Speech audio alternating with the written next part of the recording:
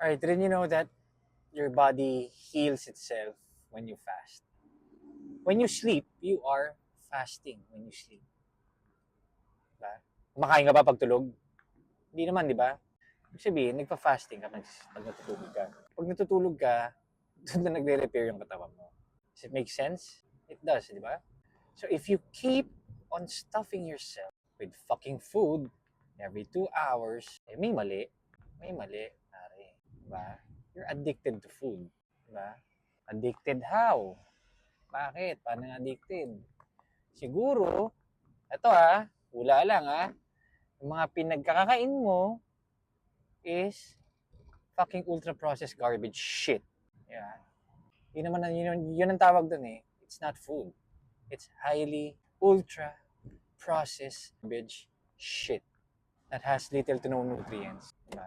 Kasi if there were nutrients and those kinds of fucking, shouldn't be calling it food eh. Diba? Kung minus sustansya yan, edi sana napupunan niya yung gap na kailangan ng katawan mo. You get what I mean? Sometimes kasi, if you're hungry, it could mean, unang-una, your body is craving nutrients. Pangalawa is you're thirsty. Okay, you're thirsty. The third one is you're fucking bored. Hunger, guys, it's a feeling. Diba? Lilipas yan. Diba? You should know if you're hungry. You should know if you're just fucking bored, out of your mind, or if you're thirsty. Diba? Pakiramdam ka ng gutom, you try drinking water. Diba? Pag hindi nawala yung gutom mo, yung feeling mo na gutom ka, diba? You try drinking black coffee. Diba? If you're still feeling that hunger, diba? You eat something that has protein. Eggs, chicken, sardines. Eat tayo protein meal. And fasting, it does wonders to your body. You're healing from within pag nagpa-fasting ka. Lalo na if it's prolonged fast. Diba?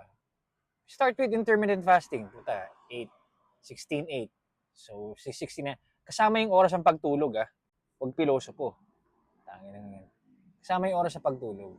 For example, you're gonna do a 24-hour fast. So, ang gawin mo lang, before you go on that fast, you make sure na yung meal na kakainin mo, again, it's gonna be fucking nutrient dense. Diba? When I say nutrient dense, yung mga masusustansyang pagkain, yung totoong pagkain, nutrient dense, eggs. Eggs, number one. Number one, eggs. Diba? Chicken, beef, fish, pork, lahat ng may paa, tangina, fair game yan, pare. Don't have to complicate things. Diba? Don't complicate things. Nutrition is very, very, very, very, very, very simple. Diba? Stay away from junk. Once in a while, you give your body a break from food. It's gonna do you good.